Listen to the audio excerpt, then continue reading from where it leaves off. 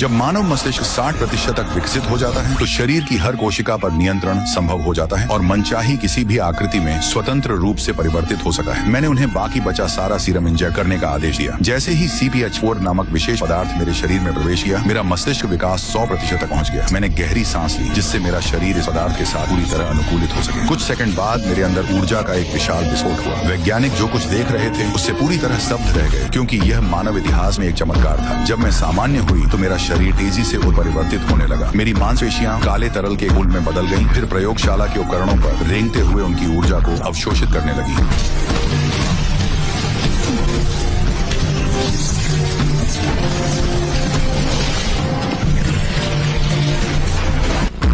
मस्तिष्क के विकास को और बढ़ाने के लिए जल्दी ही मैंने लैब की सारी ऊर्जा अवशोषित कर ली और मेरा मस्तिष्क और आगे विकसित हो गया। अब मैं बना सकती थी। मैंने सिर्फ अपने मन से एक पूरी तरह सफेद स्थान बना दिया। मैंने एक ऐसा सुपर कंप्यूटर बनाया जो पहले कभी नहीं देखा गया था। मैंने पृथ्वी का सारा ज्ञान उसके अंदर संग्रहित कर दिया। ये मानवता के लिए मेरा उपहार था। अब मैं एक विचार मात्र से कहीं भी जा सकती थी। एक पल में मैं पेरिस से न्यूयॉर्क पहुंच गई। मैंने इस अपरिचित जगह को देखा और गहरी सांस ली। फिर हाथ हिलाते ही मैंने समय को रोक दिया। मैंने दुनिया को कुछ देर देखा, फिर हाथ हिलाया और समय को फिर से बहने दिया। अब मैं समय के प्रवाह को भगवान की तरह नियंत्रित कर सकती थी। मैंने तेजी से समय को उल्टा घुमाया और जल्दी ही दुनिया औद्योगिक युग में वापस चली गई। इस युग का अध्ययन करने के बाद मैंने फिर समय उल्टा घुमाया और लाखों साल पीछे प्रागैतिहासिक युग में पहुंच गई। ये एक आकर्षक दुनिया थी। फिर मैं सीधे डायनासोर के युग में पहुंच गई। इन जीवों को अपनी आंखों से देखना लुभावना था। आखिरकार मैंने पृथ्वी पर पहली बंदरिया को खोज लिया। उसका नाम था लूसी। वो मेरी मौजूदगी को लेकर बहुत जिज्ञासु थी। मैंने दोस्ती दिखाने के लिए अपनी उंगली बढ़ाई और उसने भी अपनी उंगली बढ़ाकर मेरी उंगली को छुआ। जैसे ही हमारा स्पर्श हुआ, मेरी चेतना पृथ्वी छोड़कर ब्रह्मांड की गहराइयों में चली गई। मैंने ग्रहों को देखा। मैंने पृथ्वी को लगातार घूमते देखा। जल्दी ही पृथ्वी को एक विनाशकारी आपदा का सामना करना पड़ा। लाखों साल बाद पृथ्वी उस विनाश से फिर से जन्मी। फिर मेरी चेतना फिर से दूर रह गई। मैं ब्रह्मांड के सबसे दूर के हिस्सों तक पहुंची जहां अनगिनत आकाश गंगाएं और विदेशी सभ्यताएं मौजूद थीं। फिर मेरी चेतना ने फिर से विकास किया। मैंने इस आयाम को पार कर लिया था। मेरे शरीर की कोशिकाएं तेजी से एक दूसरे में विलीन हो गई। काला तरल धीरे धीरे मुझे घेरने लगा। फिर मैं हवा में गायब हो गई। कंप्यूटर पर मौजूद काला तरल हिलने लगा और आखिरकार एक USB ड्राइव का आकार ले लिया। प्रोफेसर ने उसे उठाया। कंप्यूटर तुरंत राख में बदल गया। उस USB के अंदर वो सारा ज्ञान था जो मैंने अभी अभी हासिल किया था।